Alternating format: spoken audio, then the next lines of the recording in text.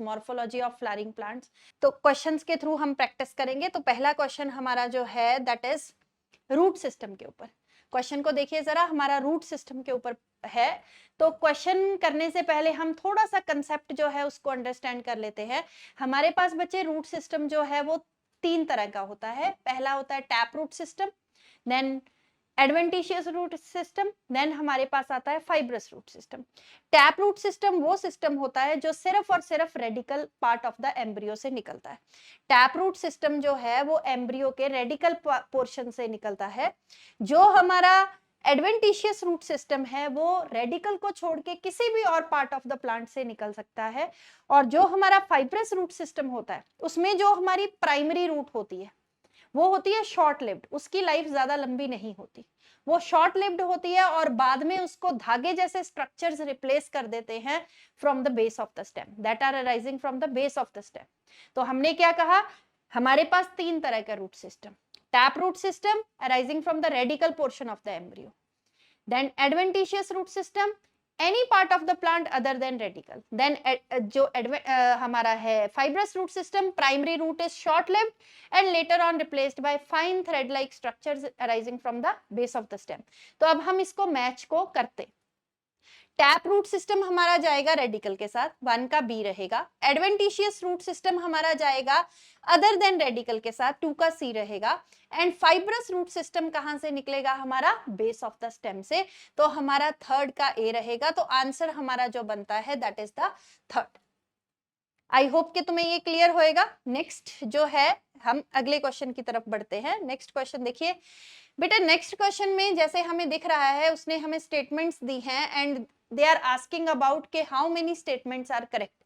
तो उसमें हमें बताया है रूट के जोन्स के बारे में डिस्कशन हो रखी है। तो रूट के जोन्स को जरा हम देख लेते हैं पहले, ताकि हमारा कंसेप्ट क्लियर होएगा तो हम इजिली क्वेश्चन को करेक्ट कर सकते हैं। तो देखो ये हमारे पास होती है रूट कैप, कलर हम थोड़ा सा चेंज कर लेते हैं।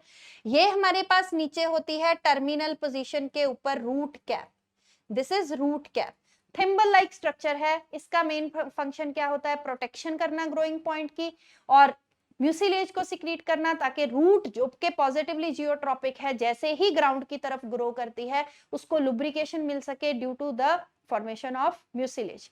एंड जो रूट्स हमारी पॉजिटिवली जियोट्रॉपिक होती है, ग्रेविटी की तरफ ग्रो करती हैं, तो जो ग्रेविटी के स्टिमुलस को प्रिसीव करते हैं वो रूट कैप होती है। रूट कैप के सेल्स होते हैं हमारे। तो रूट कैप है, रूट कैप के ऊपर हमें जो दिखाई देगा उसमें हमारे पास होएगा that is the meristematic zone, जहां फिर वो zone meristematic zone, meristematic zone वो जोन जिसमें एक्टिवली डिवाइडिंग सेल्स होंगे, माइटोटिकली डिवाइड करेंगे। इन सेल्स के अंदर सेलुलोज की सेल वॉल होती है, डेंस साइटोप्लाज्म होता है और इनमें वैक्यूल कोई नहीं होता। तो कैसे डिवाइड करेंगे, एक्टिवली डिवाइडिंग सेल्स होंगे, लगातार डिवाइड करेंगे। देन अब देखो ध्यान से, यहाँ पे सेल्स डिवाइड करते रहेंगे, तो जो पहले डिवाइड किए हुए सेल्स थे वो ऊपर की तरफ शिफ्ट होंगे और अब नए सेल्स डिवाइड करके क्या बनाएंगे, मेरिस्टेमेटिक जोन। तो इधर जो जोन आ जाता है हमारा that is the zone of elongation. अगला जोन जो होएगा हमारे पास that is the zone of elongation, उसको हम कहते हैं जोन ऑफ इलोंगेशन का नाम देते हैं। तो जोन ऑफ इलोंगेशन में सेल्स जो हैं वो अपना साइज इंक्रीज करते हैं, उनकी लेंथ इंक्रीज होती है, जिसकी वजह से हम कहते हैं कि मैक्सिमम लेंथ इंक्रीज होती है जो रूट की, वो इसी जोन में इंक्रीज होती है। अब देखो नए सेल्स नीचे से ऐड होते जा रहे हैं, यहाँ पे सेल्स नए आ गए, ये वाले सेल्स अब इधर ऐड होंगे। तो यहाँ पे जो नया जोन बनेगा that is the root hair zone, या फिर इसको कहते हैं zone of maturation and differentiation.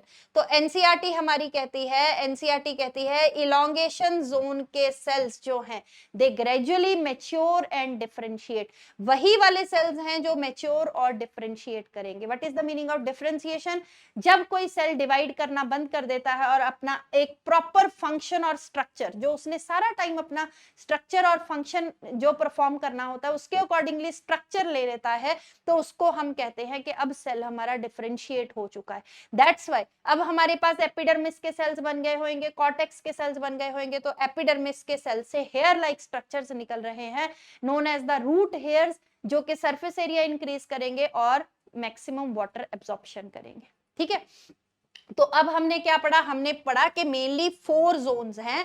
पहला रूट कैप है, फिर हमारे पास टर्मिनल पोजीशन पे रूट कैप है, सब टर्मिनल पोजीशन पे हमारे पास एक्टिवली डिवाइडिंग सेल्स का जोन है, मेरिस्टेमेटिक जोन। उसके बाद जिसमें सेल्स इलोंगेट हो रहे हैं, zone of elongation. Then comes the zone of maturation and differentiation, जहां पे सेल्स हमारे एक प्रॉपर स्ट्रक्चर और फंक्शन एक्वायर करते हैं और हम कहते हैं now the cell is differentiated. ठीक, अब देखो ध्यान से, अगर मैं कहूं कि हमारे पास जो है, इनको पढ़े हम स्टेटमेंट्स को। पहली स्टेटमेंट है root hair zone. Root hair zone ये रहा हमारा, it lies distal to the elongation zone.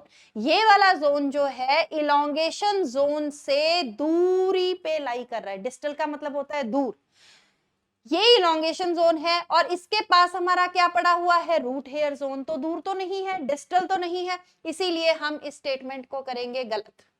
Then देखिए ध्यान से, in meristematic zone cells elongate and increase their size. Meristematic zone में हमने कहा सेल्स एक्टिवली डिवाइडिंग होते हैं, लगातार डिवाइड करते हैं। इलोंगेशन जोन में इलोंगेशन होती है, तो ये भी स्टेटमेंट हमारी हो गई गलत। दूसरा देखो, region of elongation is also known as root hair zone. Root hair zone हमारा ये वाला है, zone of maturation. Region of elongation ये वाला है, लेकिन उसने दोनों को एक ही नाम दिया हुआ है, that is also wrong. Region lies proximal to the meristematic zone, this is the meristematic zone. इसके साथ वाला रीजन जो है proximal to the meristematic zone is responsible for increase in length. Yes, तो इसके जो पास पड़ा हुआ है that is the elongation zone. Elongation zone हमारे पास कैसा जोन है, जहां पे हमारे पास क्या होएगी, लेंथ इंक्रीज होएगी। तो हमारे पास ये वाली स्टेटमेंट हो गई सही और बाकी तीनों स्टेटमेंट्स हमारी गलत हैं। हमने एग्जामिनर को बताना है करेक्ट कितनी है, तो आंसर विल बी 1। ठीक है जी, आई होप कि तुम्हें regions of the root clear होंगे। नेक्स्ट क्वेश्चन की तरफ बढ़ते हैं। An example of edible underground stem. बेटा देखो एक चीज ध्यान से देखो, जो स्टेम है चाहे वो अंडरग्राउंड हो चाहे वो अबव ग्राउंड हो, उसकी एक ही पहचान है, presence of nodes and internodes. उसके ऊपर नोड्स और इंटरनोड्स प्रेजेंट होंगी, वही उसकी एक पहचान है। तो देखो कैरेट जो है it is a modification of tap root system, no doubt underground है, फूड स्टोर करेगी। जो हमारे पास ग्राउंड नट है, second option, that is fruit, fruit है वो जो कि अंडरग्राउंड है। देन स्वीट पोटैटो जो है, स्वीट पोटैटो हमारे पास जो है नो डाउट पोटैटो जैसा लगता है, लेकिन उसके पास कोई नोड्स इंटरनोड्स नहीं होती, and it is the modification of adventitious root system. ये एडवेंटिशियस रूट की मॉडिफिकेशन है, फूड करेगी, अंडरग्राउंड होएगी। पोटैटो, पोटैटो के ऊपर देखो तुम्हें दिखाई देती हैं ऐसे बनी हुई कुछ नोड्स। ठीक है, तो नोड्स एंड इंटरनोड्स है, अंडरग्राउंड है, फूड स्टोर करेगा। तो किसकी एग्जांपल हुई हमारी, अंडरग्राउंड स्टेम की। तो आंसर विल बी 4। तो हमने यहां पे क्या सीखा, स्टेम की सबसे बड़ी पहचान क्या है, presence of nodes and internodes. उसके ऊपर नोड्स और इंटरनोड्स प्रेजेंट होंगी, ये हमारी स्टेम की पहचान है। उसके अकॉर्डिंगली हमने अपने क्वेश्चन को सॉल्व किया। नेक्स्ट क्वेश्चन की तरफ बढ़ते हैं। नेक्स्ट क्वेश्चन देखिए, नेक्स्ट क्वेश्चन है identify the region of attachment of leaflets and type of leaf. Type of leaf in the given diagram. तो हमने लीफ की टाइप्स बतानी। तो कितने तरह का लीफ है हमारे पास, 2 तरह का लीफ होता है। एक हमारे पास होता है सिंपल लीफ और एक हमारे पास होता है कंपाउंड लीफ। कंपाउंड में फिर हमारे पास 2 होते हैं, pennate compound and palmate compound. देखो ध्यान से, हमारे पास सिंपल लीफ वो लीफ होता है जिसके अंदर लेमिना हमारा एंटायर होएगा, जहां फिर लेमिना में इंसिजन्स लगेंगे but the incisions will not reach up to the mid rib, उसको कहेंगे हम सिंपल लीफ। सिंपल लीफ में लेमिना एंटायर, जहां फिर इंसिजन्स लगेंगे, कट्स होएंगे but they will not touch the mid rib and will not divide the lamina into leaflets. और जो कंपाउंड लीफ होएगा उसके अंदर क्या होएगा, उसके अंदर जो लेमिना होएगा वो डिवाइड हो जाता है इनटू द लीफलेट्स, क्योंकि इंसिजन्स जो हैं वो मिड रिब को टच करते हैं। एक बार नेक्स्ट स्लाइड पे चलते हैं, ध्यान से देखो। इसमें देखो ये हमारा लेमिना है लीफ का, इसमें इंसिजन्स लगे हैं but they are not touching the midrib, midrib की तरफ नहीं जा रहे हैं, तो ये हुआ हमारा सिंपल लीफ। दूसरा, हमारे पास जो कंपाउंड लीफ है उसके अंदर इंसिजन्स लगेंगे। देखो ये हमारे पास एक ऐसा लीफ था, इसमें इंसिजन्स लगे इस प्लेन में, इसमें। अब जो लीफलेट हमारा डिवाइड हो गया लेमिना और उसने छोटे छोटे सेगमेंट्स बना दिए जिसको हम कहते हैं लीफलेट, वो इस कॉमन एक्सिस के ऊपर लगे हुए हैं। ये कॉमन एक्सिस किसी टाइम पे क्या था, midrib, now it will be called as rachis, इसको हम रेकिस का नाम देंगे। ठीक है, तो इसको हम रेकिस का नाम देंगे। देखो ध्यान से, ये हमारे पास जो है ये किसी टाइम पे मिडरिब थी, अब ये क्या कहलाएगी, रेकिस, और इसके ऊपर हमारे जो सेगमेंट्स हैं वो लगी हुई हैं जिनको हम कहेंगे लीफलेट्स। ठीक है, ऐसे लीफ को हम कहते हैं पिन्नेटली कंपाउंड लीफ, ऐसे लीफ को कहते हैं पिन्नेटली कंपाउंड लीफ। अगर हमारे पास लीफ की शेप ऐसी थी लाइक दिस, पामेट लीफ, और इसमें इंसिजन्स लगे लाइक दिस, तो लीफलेट डिवाइड हो गया, लीफ डिवाइड हो गया into 3 leaflets, but these 3 leaflets are attached at the tip of the petiole, ये पीटियोल की टिप के ऊपर अटैच्ड है, तो इसको हम कहेंगे पामेटली कंपाउंड लीफ। क्या बोलेंगे हम, पामेटली कंपाउंड लीफ। ये तुम्हें सिल्क कॉटन में मिलता है पामेटली कंपाउंड लीफ, और पिन्नेटली कंपाउंड लीफ तुम्हें किस में मिलता है, नीम के अंदर मिलता है। ठीक है, पिछले क्वेश्चन पे दोबारा चलते हैं, एक बार ध्यान से देखो। Identify the region of attachment of the leaflets and type of leaf in the given diagram. तो हमने टाइप ऑफ लीफ भी देखना है। अभी हम करके हटे हैं कि अगर इंसिजन्स टच करते हैं मिडरिब को और लीफ का लेमिना डिवाइड हो जाता है into the segments and all the segments are attached at the tip of the petiole, this is petiole, उसकी टिप के ऊपर सारी सेगमेंट्स अटैच्ड हैं, तो leaf is called as compound leaf. और कैसा, पामेट कंपाउंड लीफ। तो देखो options, tip of the petiole के ऊपर अरेंज्ड है, सिंपल लीफ नहीं है, गलत हो गया। रैकेस के ऊपर अरेंज्ड नहीं है, टिप ऑफ द पीटियोल के ऊपर अरेंज्ड है बट सिंपल लीफ भी नहीं है, गलत हो गया। टिप ऑफ द पीटियोल के ऊपर अरेंज्ड है और कंपाउंड लीफ है, बिल्कुल सही हो गया। रैकेस के ऊपर अरेंज्ड है, नहीं रैकेस नहीं है, कंपाउंड लीफ है, नहीं। तो हमारे पास आंसर क्या आएगा, टिप ऑफ द पीटियोल के ऊपर अरेंज्ड है and it is palmate compound leaf, तो answer will be 3। Okay, next question देखते हैं, नेक्स्ट भी लीफ से रिलेटेड है। देखो इसमें मैंने तुम्हें पिन्नेटली और पामेटली कंपाउंड लीफ समझाया था। अब देखो ध्यान से, कंपाउंड लीफ असर्शन रीजन है, compound leaf can be differentiated from a simple leaf. एक सिंपल लीफ से हम कंपाउंड लीफ को डिफरेंशिएट कर सकते हैं, अभी करके हटे हैं। अगर लेमिना इंटायर है तो सिंपल है, अगर लेमिना डिवाइड हो गया है सेगमेंट्स में, ठीक है, तो उसको हम नाम देते हैं कंपाउंड लीफ का। क्या कोई और भी तरीका है जिससे हम डिफरेंशिएट कर सकते हैं? यस, एक और भी तरीका है। क्या, इस डायग्राम में तुम्हें एक्सिलरी बड दिख रही है, ये हमारे पास स्टेम है, ये उसके ऊपर नोड आई, नोड से हमारे पास निकला लीफ, और यहाँ पे हमारे पास एक बड प्रेजेंट थी एक्सिल में, इसको कहेंगे हम axillary bud. This is the axillary position, यहाँ पे बड प्रेजेंट है, इसको कहेंगे एक्सिलरी बड। अब देखो ये सिंपल लीफ के एक्सिल में भी प्रेजेंट होएगी। अगर ये लीफ डिवाइड करके इसके लीफलेट्स बन जाते हैं और वो रेकिस के ऊपर अरेंज हो जाते हैं, जहां टिप ऑफ द पीटियोल के ऊपर अरेंज हो जाते हैं, तो बड तो ये यहीं पे रहेगी। समझ आई बात? इसका मतलब चाहे कंपाउंड लीफ हो चाहे हमारे पास सिंपल लीफ हो, उसके एक्सिल में बड प्रेजेंट होएगी। अब मैंने ये बना दिया है लीफ, कंपाउंड लीफ, ठीक है, पिन्नेट कंपाउंड लीफ। क्या इसके लीफलेट में भी एक्सिल में बड प्रेजेंट होएगी? वो बड कहां से आएगी भाई, नहीं प्रेजेंट होएगी। तो हमारे पास दूसरा तरीका क्या है डिफरेंशिएट करने का, कि सिंपल और कंपाउंड लीफ दोनों के एक्सिल में बड प्रेजेंट होएगी, but the bud will be absent in the axil of leaflets. Leaflets के एक्सिल में बड नहीं प्रेजेंट होएगी। समझ आई बात? देखो ध्यान से, compound leaf can be differentiated from simple leaf, yes कर सकते हैं। एक तो हम लेमिना को देख के कर सकते हैं और दूसरा हम क्या देख के कर सकते हैं, बड को देख के। रीजन क्या है, a bud is present in the axil of petiole in both simple and compound leaf। बिल्कुल ठीक है, सिंपल के भी और कंपाउंड के भी एक्सिल में दोनों में बड प्रेजेंट होएगी। And in the axil of leaflets of the compound. भाई ये कहां से लेके आएंगे हम, लीफलेट्स वाली बड कहां से लाएंगे, तो लीफलेट के अंदर बड नहीं होएगी, ये वाला हमारी स्टेटमेंट हो गई गलत। तो हमारे पास क्या है, असर्शन बिल्कुल ठीक है और रीजन हमारा जो है वो गलत है। तो अब इसमें आंसर देखिए बच्चे, हमारे पास क्या बनता है, आंसर बनता है असर्शन हमारा बिल्कुल ठीक है, हम डिफरेंशिएट कर सकते हैं, लेकिन रीजन हमारा जो है वो गलत है, क्योंकि उसने लिखा हुआ है एक्सिल ऑफ द लीफलेट के अंदर भी बड प्रेजेंट होएगी। तो असर्शन हमारा सही है, रीजन हमारा फॉल्स है, आंसर विल बी 3। अब हम नेक्स्ट क्वेश्चन की तरफ बढ़ते हैं। आई होप कि तुम्हें लीफ का concept, simple leaf, compound leaf और बड कहां पे प्रेजेंट होती है, सारा कंसेप्ट क्लियर है। तो नेक्स्ट की तरफ हम बढ़ते हैं। नेक्स्ट क्वेश्चन बेटा हमारे पास है फिलोटेक्सी के ऊपर। What is phyllotaxy? It is the arrangement of leaves on the stem. Stem के ऊपर क्या अरेंजमेंट है लीव्स का, उसको हम फिलोटेक्सी का नाम देते हैं।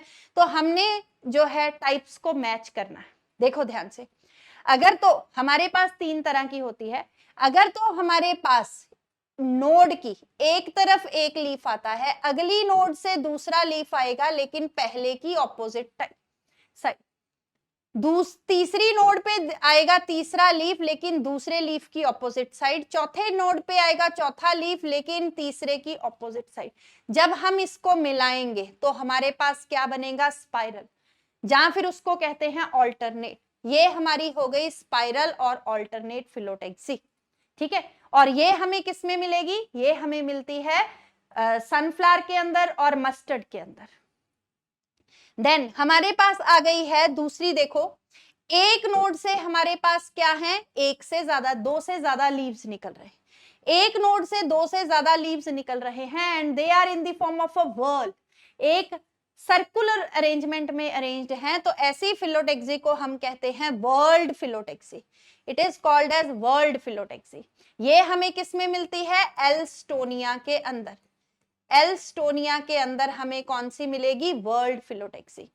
ऑपोजिट में देखो, ये जो है हमारी थर्ड, इसमें क्या है, एक नोड से हमारे पास 2 लीव्स निकलेंगे, एक नोड से 2 लीव्स ऑपोजिट साइड, दूसरी नोड से फिर से 2 लीव्स ऑपोजिट साइड, तीसरी नोड से फिर से 2 लीव्स ऑपोजिट साइड। ऐसी फिलोटेक्सी को हम कहते हैं ऑपोजिट फिलोटेक्सी। और ये हमें किसके अंदर मिलेगी, ये हमें मिलेगी कैलोट्रोपिस के अंदर और गुआवा के अंदर, ठीक है। तो अब हम मैच करते हैं, ए का हमारे पास 2 है, बी का हमारे पास जो है वो 3 है, तो आंसर हमारे पास सी का जो है वो 1 है। तो हमारे पास आंसर क्या बनता है, 2। आई होप कि तुम्हें लीफ का कंसेप्ट क्लियर हो गया होगा। ध्यान से देखो, अगले क्वेश्चन की तरफ बढ़ते हैं। बेटा नेक्स्ट क्वेश्चन हमारा है इन्फ्लोरेसेंस का। इन्फ्लोरेसेंस के अंदर, इन्फ्लोरेसेंस क्या होती है हमारे पास, arrangement of flowers on a specialised axis. Flowers का अरेंजमेंट देखते हैं। तो उसके बाद हम क्या देखेंगे कि इन्फ्लोरेसेंस एनसीईआरटी में हमारी 2 तरह की दी हुई है, एक दी हुई है रेसिमोस और एक दी हुई है साइमोस। ध्यान से देखो, ये एक्सिस है, इसकी टर्मिनल पोजीशन पे कभी फ्लावर नहीं आएगा, क्योंकि अगर टर्मिनल पोजीशन पे फ्लावर आ गया तो जो मेरिस्टम यहाँ पे प्रेजेंट है वो परमानेंटली यूज अप हो जाएगा।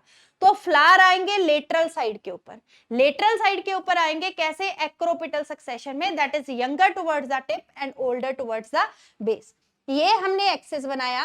टर्मिनल पोजीशन के ऊपर कभी फ्लावर नहीं आएगा, टर्मिनल पोजीशन के ऊपर कभी फ्लावर नहीं आएगा। फ्लावर आएंगे हमारे पास कैसे, लेटरल साइड पे, कैसे आएंगे हमारे पास, in the form of, in the acropetal succession. Acropetal succession का मतलब है ये वाला फ्लावर हमारा यंगेस्ट होएगा और ये वाला फ्लावर हमारा ओल्डेस्ट होएगा। दूसरा देखो ध्यान से, जो हमारी साइमोस इन्फ्लोरेसेंस है, साइमोस इन्फ्लोरेसेंस के अंदर थोड़ा सा ग्रो करने के बाद टर्मिनल पोजीशन के ऊपर फ्लावर आ जाता है। तो अगर टर्मिनल पोजीशन के ऊपर फ्लावर आ गया, इसका मतलब जो है हमारी ग्रोथ जो है एक्सिस की रुक गई, क्योंकि मेरिस्टम यूज अप हो गया। फर्दर ग्रोथ कौन कंटिन्यू करेगा, यहाँ पे होएगी हमारे पास नोड, नोड के इधर प्रेजेंट होएंगी एक्सिलरी बड, वहां से बनेंगी एक्सिलरी ब्रांचेस। तो further growth will be continued by axillary branches. ध्यान से देखो, ये हमारे पास एक्सिस था, अब जो ग्रोथ कंटिन्यू कर रहा है, थोड़ा ग्रो करने के बाद इसके ऊपर फ्लावर आ गया, यहाँ पे हमारे पास थी नोड जहां से निकल रहे हैं लीव्स, और यहाँ पे क्या थी, एक्सिलरी बड, वहां से हमारी फर्दर क्या निकल रहे हैं, ब्रांचेस, जिसके ऊपर फिर से क्या आएगा, फ्लावर। इसका मतलब this is the oldest flower, ये हमारा ओल्डेस्ट फ्लावर है, ये हमारा यंगेस्ट फ्लावर है। तो ओल्डेस्ट जो है वो टिप के ऊपर है, यंगेस्ट जो है वो तुम्हारा बेस के ऊपर है। तो ऐसे अरेंजमेंट को हम कहेंगे basipetal arrangement. It is called as basipetal arrangement. तो देखते हैं हम अब options. In cymose type of inflorescence, हमने साइमोस इन्फ्लोरेसेंस के बारे में बताना है। Main axis continues to grow, ना जी वो तो इसमें था। Flowers are born laterally in acropetal succession. Acropetal is younger towards the tip and older towards the base. ऐसा नहीं है साइमोस के अंदर। Main axis terminates in a flower, बिल्कुल ठीक है, मेन एक्सिस टर्मिनेट करके फ्लावर बनाएगा। Flowers are borne in basipetal order, flowers जो हैं वो बेसिपिटल ऑर्डर में होंगे। सी एंड डी दोनों ठीक हैं, तो आंसर हमारा बनता है 2। ओके, तो आई होप के इन्फ्लोरेसेंस क्लियर है। नेक्स्ट चलते हैं जी हम नेक्स्ट क्वेश्चन की तरफ। इसमें हमारा एजर्शन और रीजन है। एजर्शन रीजन में एजर्शन की स्टेटमेंट है, a flower is defined as a modified shoot wherein the shoot apical meristem changes to floral meristem। जरा डिस्कस करें क्यों मॉडिफाइड शूट बोलते हैं हम फ्लावर को। देखो जरा ध्यान से, हमारे पास क्या है, ये हमारे पास शूट एपिकल मेरिस्टम था जो कि डोम शेप्ड स्ट्रक्चर था, ठीक है। इसके अंदर कुछ स्ट्रक्चरल और कुछ हार्मोनल चेंजेस आए, कुछ स्ट्रक्चरल कुछ हार्मोनल चेंजेस आए। ऐसा कहां लिखा है, +2 की NCERT sexual reproduction in flowering plant, ठीक है। उन चेंजेस की वजह से इसके अंदर ट्रांजिशन हो गई। Now it has changed into floral meristem, ठीक है। तो हमारा जो शूट एपिकल मेरिस्टम था वो किसमें चेंज हो गया है, इनटू फ्लोरल मेरिस्टम, उसमें चेंज हो गया due to structural and hormonal changes, ठीक है। तो flower is modified shoot wherein the shoot apical meristem changes into floral meristem, ये तो हमने देख लिया। अब ये मॉडिफाइड शूट कैसे है वो देख लेते हैं। इसके पास क्या थी, इसके पास ये नोड्स थी, दीज आर द 4 नोड्स। इन नोड्स के ऊपर निकल रही थी कुछ अपेंडेजेस, ऐसे। कितनी नोड्स हैं, 4 नोड्स हैं, बीच का डिस्टेंस इज इंटरनोड्स। कितनी इंटरनोड्स हैं, 3 इंटरनोड्स हैं। अब तुम इसको पकड़ के ऐसे कर दो, जब तुम इसको ऐसे करोगे तो ये कैसा दिखेगा, ये कुछ ऐसा दिखेगा। ऑल द 4 वर्ल्स जो चारों निकल रहे हैं, they are seeming to be arising from the same point. ऐसा लग रहा है जैसे चारों एक ही जगह से निकल रहे, ठीक है, क्योंकि ये इंटरनोड्स क्या हो गई हैं, कंडेंस हो गई हैं। इंटरनोड्स के कंडेंस होने से जो चीज यहां यहां यहां पड़ी हुई थी, अब ऐसा लग रहा है कि सारे एक ही जगह से निकल रहे हैं। बट फैक्ट ये नहीं है, फैक्ट क्या है, 4 नोड्स हैं, 3 इंटरनोड्स हैं, और जो फ्लोरल अपेंडेजेस हैं वो कहां से निकल रही हैं, 4 अलग अलग नोड से निकल रही हैं। लेकिन वो इंटरनोड्स इतनी ज्यादा कंडेंस हो गई हैं कि हमें लग रहा है कि they are arising from the same point. तो हुई ना फिर ये कंडेंस शूट, क्योंकि शूट की निशानी हमने बताई थी, presence of nodes and internodes, nodes and internodes है, और ये क्या हो गई है, कंडेंस, ठीक है। तो हम देखते हैं ध्यान से, flower is a modified shoot wherein the shoot apical meristem changes into floral meristem, बिल्कुल ठीक है। Internodes of the shoots get condensed to produce different floral appendages। Internodes जो हैं वो condense हो गई हैं to produce different floral appendages laterally at successive nodes instead of leaves। अब leaves की जगह क्या आएंगी, floral appendages आएंगी। क्या ये assertion सही है, yes। reason सही है, yes। क्या उसकी correct explanation है, yes। correct explanation भी है। तो हमारा आंसर क्या बनेगा, 3rd। दोनों एक दूसरे को अच्छे से एक्सप्लेन कर रहे हैं। तो हमने क्या कहा कि हमारे पास shoot apical meristem dome shaped structure था, उसमें ट्रांजिशन हुई, स्ट्रक्चरल और हार्मोनल चेंजेस आए, जिसकी वजह से ये shoot apical meristem changes into floral meristem. अब हमारे पास क्या थी, एक शूट थी, उसके ऊपर 4 नोड्स थी और उसके बीच में 3 इंटरनोड्स थी। तुम उसको ऐसे कर दो। नाउ अब आपको क्या लगेगा कि वो जो 4 तुम्हारे पास नोड्स थी वो एक ही जगह इकट्ठी हो गई हैं, क्योंकि इंटरनोड्स इतनी कंडेंस हो गई है। बट फैक्ट क्या है, चारों अलग अलग पड़ी हुई हैं, that's why the flower is considered as condensed shoot. Next question पे चलते हैं जी। Complete flower is always a perfect flower. तो कंप्लीट फ्लावर कौन सा होता है? कंप्लीट फ्लावर वो होता है जिसके अंदर दो तरह के ऑर्गन्स प्रेजेंट होते हैं। एक ऑर्गन्स होते हैं एसेंशियल ऑर्गन्स, एक होते हैं non essential organ. Essential organ वो ऑर्गन होता है जो सेक्सुअल रिप्रोडक्शन में डायरेक्टली पार्टिसिपेट करता है, जैसे androecium and gynoecium. Androecium and gynoecium जो है वो डायरेक्ट पार्टिसिपेट करते हैं in sexual reproduction. Non essential organ वो होते हैं हमारे पास जो क्या करते हैं, सेक्सुअल रिप्रोडक्शन में इनडायरेक्टली रोल प्ले करते हैं, जैसे petals, they attract the pollinating agents, वो पॉलिनेटिंग एजेंट्स को अट्रैक्ट करते हैं। तो इनडायरेक्ट रोल है उनका, डायरेक्ट रोल नहीं है। ठीक है, तो हमारे पास एसेंशियल ऑर्गन हो गए, फिर हमारे पास नॉन एसेंशियल ऑर्गन हो गए। एसेंशियल ऑर्गन में हमने दो नाम लिखे हैं, androecium and gynoecium. Non essential organ में हमने कहा हमारे पास है केलेक्स एंड हमारे पास है करोला। ठीक है, तो कितने तरह के ऑर्गन्स हो गए? 4 तरह के ऑर्गन्स हो गए। ठीक है, मतलब 4 वर्ल्स हो गए हमारे पास। ऑर्गन्स हमारे पास दो तरह के हैं, 4 वर्ल्स हो गए, एंड्रोशियम, गाइनोशियम, केलियक्स एंड करोला। जिसके पास ये चारों प्रेजेंट होते हैं, ऑल 4 वर्ल्स जिसके पास प्रेजेंट होंगे, ऐसे फ्लावर को हम कहते हैं complete flower. Absence of any one of these, इनमें से कोई एक भी एब्सेंट हो गया, that makes the flower incomplete. Complete flower कौन सा? All the 4 whorls are present, androecium, gynoecium, calyx and corolla. एक भी अगर बीच में से एब्सेंट हो गया, that makes the flower incomplete. अब देखो दूसरी चीज जो है, complete flower is always a perfect flower. अब परफेक्ट फ्लावर कौन सा होता है? परफेक्ट फ्लावर बच्चे वो वाला फ्लावर होता है जिसके अंदर हमारे पास दोनों एसेंशियल ऑर्गन्स प्रेजेंट होते हैं। ऐसे फ्लावर को हम कहेंगे परफेक्ट फ्लावर, जिसके पास एंड्रोशियम भी होएगा, गाइनोशियम भी होएगा। अब जो कंप्लीट है वो परफेक्ट तो होएगा ही होएगा, असर्शन ठीक है। क्यों परफेक्ट होएगा? क्योंकि कंप्लीट फ्लावर के पास चारों वर्ल्स प्रेजेंट होते हैं। क्या असर्शन ठीक है? बिल्कुल ठीक है। क्या रीजन ठीक है? बिल्कुल ठीक है। क्या उसको एक्सप्लेन कर रहा है? बिल्कुल कर रहा है। तुम्हें बता दिया कंप्लीट फ्लावर वो फ्लावर है जिसमें 4 वर्ल्स होते हैं, और 4 वर्ल्स हैं तो एंड्रोशियम, गाइनोशियम तो होएगा ही, तो परफेक्ट तो वो बनेगा ही। इसीलिए हम कहेंगे असर्शन भी ठीक है, रीजन भी ठीक है, and reason is the correct explanation of assertion. Okay, next question की तरफ बढ़ते हैं। नेक्स्ट हमारे पास है, how many plants in the given list have flowers which can be divided into 2 equal halves only in one particular vertical plane. बेटा flower की symmetry के ऊपर क्वेश्चन आ गया है हमारे पास। फ्लावर की सिमेट्री को अगर देखें हमारे पास क्या है, अगर फ्लावर के पास तुम्हारे पास अगर हम ऐसा करें, उसको इस प्लेन में से कट करें, the plane should be passing through the centre and you are getting 2 equal halves. ठीक है, देन हम इस प्लेन में से कट करें, again plane should be passing through the centre and you are getting 2 equal halves. Again हम इस plane में से कट करें, you are getting 2 equal halves, but the plane should be passing through the centre.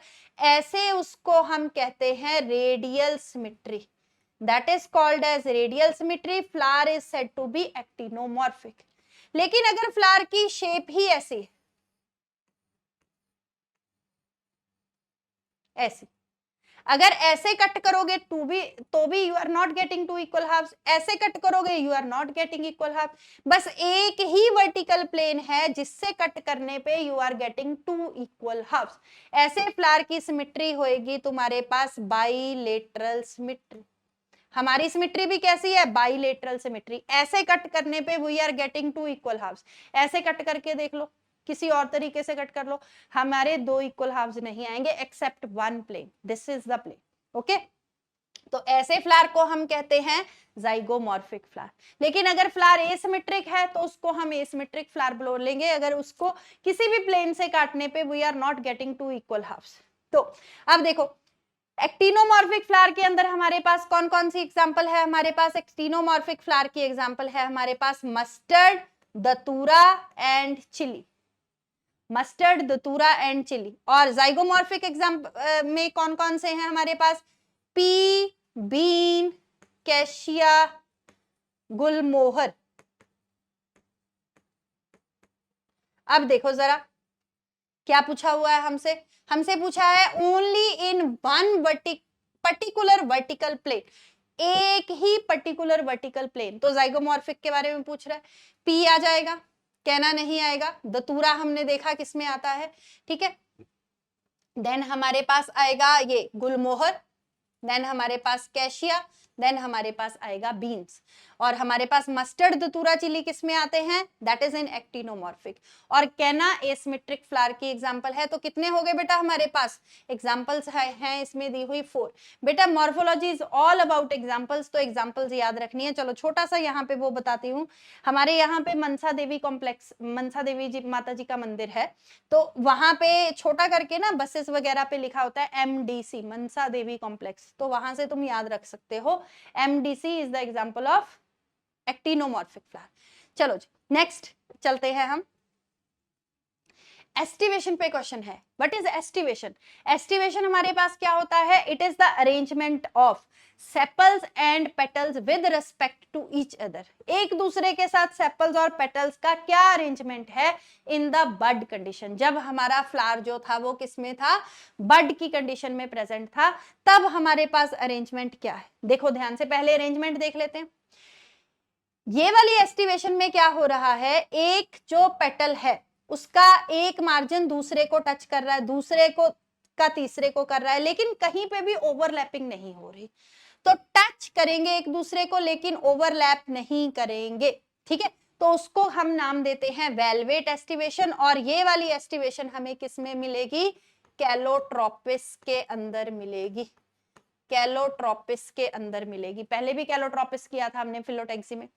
Twisted, twisted में क्या है, ये हमारा एक पेटल का फर्स्ट मार्जिन है, ये हमारा सेकंड मार्जिन है।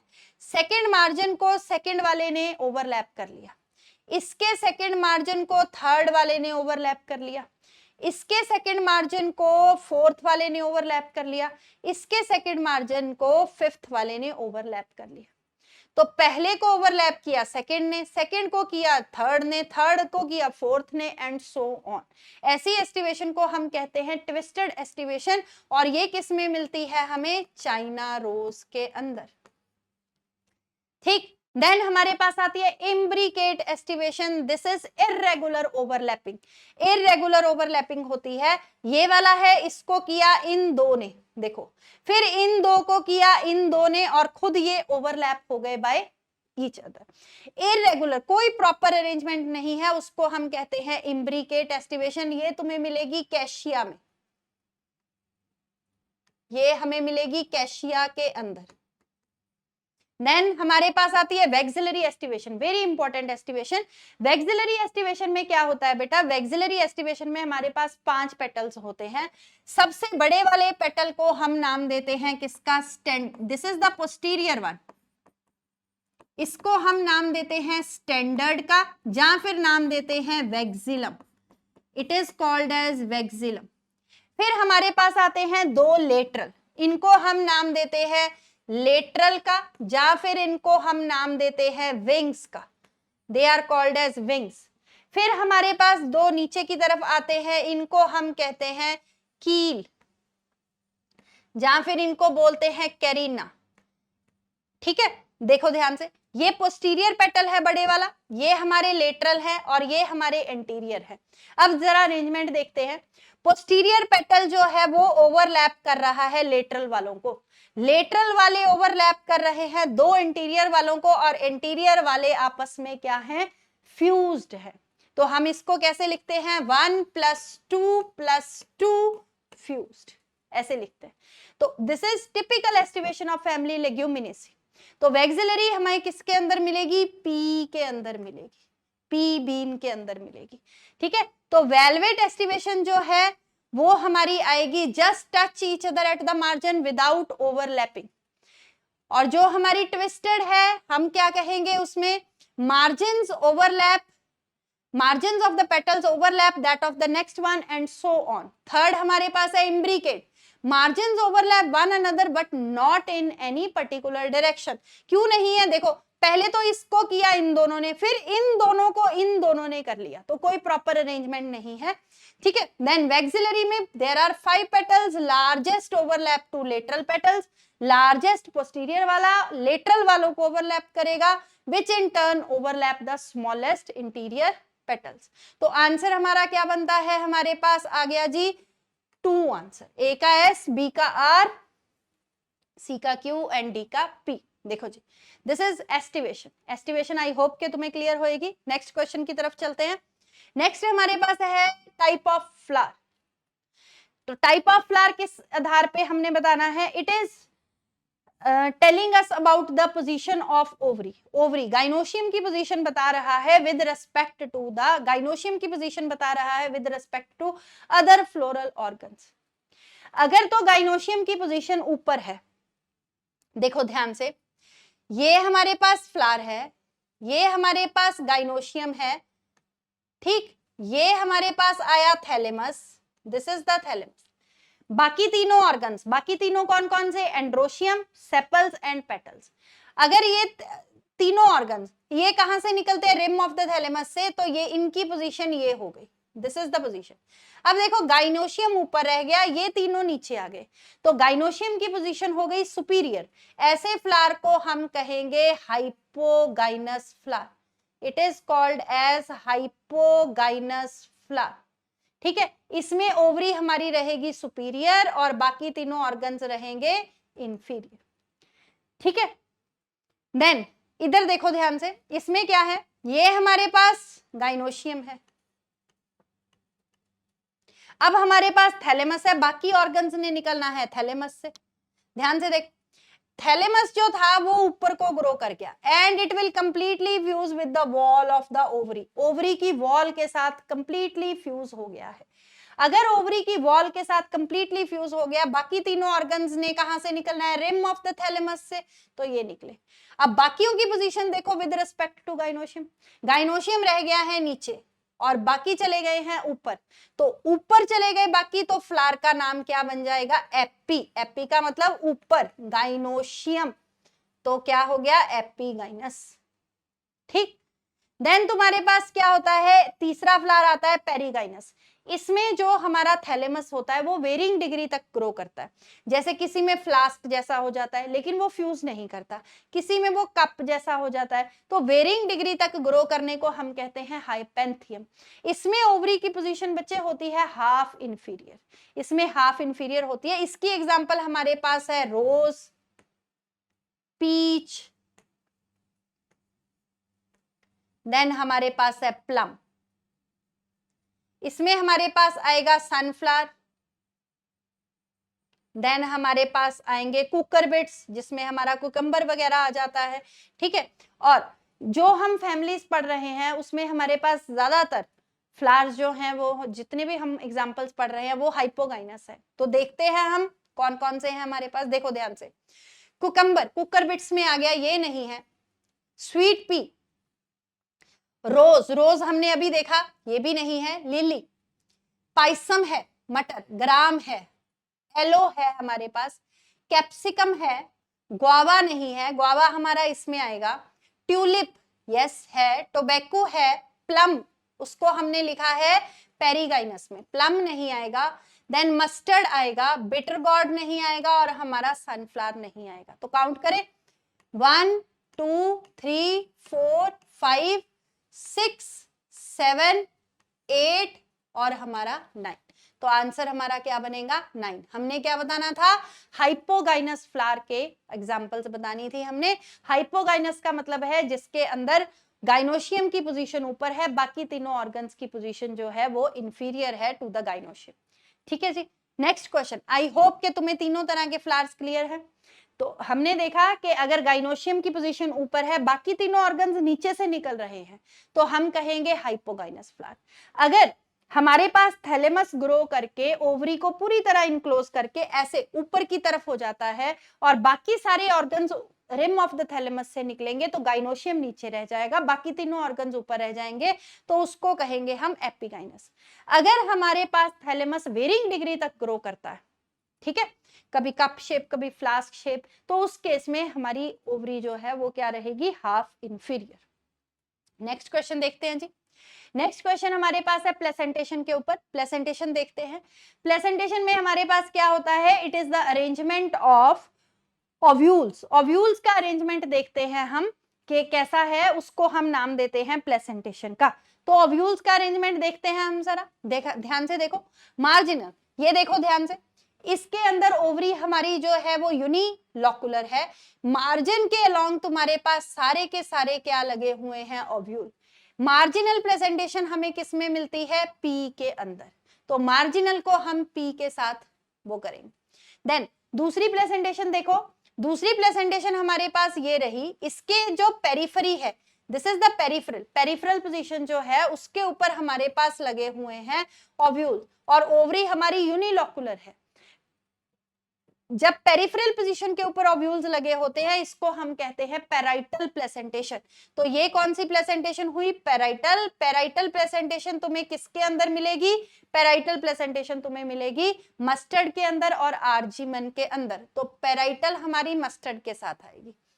तीसरी देखो, तीसरी तुम्हारे पास है फ्री सेंट्रल। सेंट्रल पोजीशन के ऊपर फ्रीली हमारा क्या पड़ा हुआ है, प्लेसेंटा, और उसके साथ लगे हुए हैं ओव्यूल्स। ठीक है, ओवरी हमारी यूनिलॉकुलर है। ठीक है, और ये वाली जो है प्लेसेंटेशन है फ्री सेंट्रल, ये तुम्हें किसके अंदर मिलती है, डायंथस के अंदर मिलेगी, डायंथस एंड प्रिमरोज के अंदर। ठीक है, तो हमारी फ्री सेंट्रल जो है वो मिलेगी तुम्हें डायंथस के अंदर। देन आती है हमारे पास बेसल प्लेसेंटेशन। बेसल प्लेसेंटेशन में देखो क्या है, बेसल प्लेसेंटेशन में बेस के ऊपर एक सिंगल ओव्यूल लगा हुआ है बेसल पोजीशन के ऊपर। इसकी एग्जांपल हमारे पास आती है सनफ्लावर। ठीक है, इसकी एग्जांपल हमारे पास आएगी सनफ्लावर, तो बेसल पोजीशन पे हमारे पास आ गया सनफ्लावर। लास्ट में हमारे पास बचा एक्साइल। देखो ध्यान से, इसमें क्या है, इसमें हमारे पास क्या है कि ओवरी जो है हमारी वो 3 या 3 से ज्यादा चेंबर्स में डिवाइड हो जाती है with the help of septa. ये जो है दिस इज द सेप्टा जो ओवरी को डिवाइड कर रहा है इनटू 3 और मोर चेंबर्स। और सेंट्रल एक्सियल पोजीशन के ऊपर हमारा लगा हुआ है प्लेसेंटा, और उसी के ऊपर क्या लगे हुए हैं हमारे ओव्यूल्स। और ये तुम्हें किसके अंदर मिलती है, चाइना रोज, टोमेटो, उसके अंदर मिलेगी तुम्हें कौन सी, एक्साइल प्लेसेंटेशन। तो एक्साइल हमें किसके अंदर मिलेगी, चाइना रोज के अंदर। ठीक है, तो देखो हमारे पास जो है आंसर क्या बन रहा है, ए का 1, बी का 2 है हमारे पास, सी का हमारे पास 4 है, और डी का हमारे पास जो है दैट इज 3, और ई का हमारे पास 5 है। तो आंसर हमारा बनेगा second. This is about placentation. तो ये मुझे लगता है सारी की सारी हमारी जो है किसको कवर कर रहे हैं, ये सारी की वेजिटेटिव मॉर्फोलॉजी प्लस थोड़ा सा फ्लावर का पार्ट इसमें कवर हो गया है। ये वीडियोस बेटा आपके लिए काफी हेल्पफुल होंगी, क्योंकि कई चीजें हमारी बीच में छूट जाती है, कंसेप्ट हमारा रह जाता है, तो इनको ध्यान से देखिए। ठीक है, तो देखते रहिए और अपनी नॉलेज को इंक्रीज करते रहिए। ठीक है, till then bye, next video में मिलते हैं।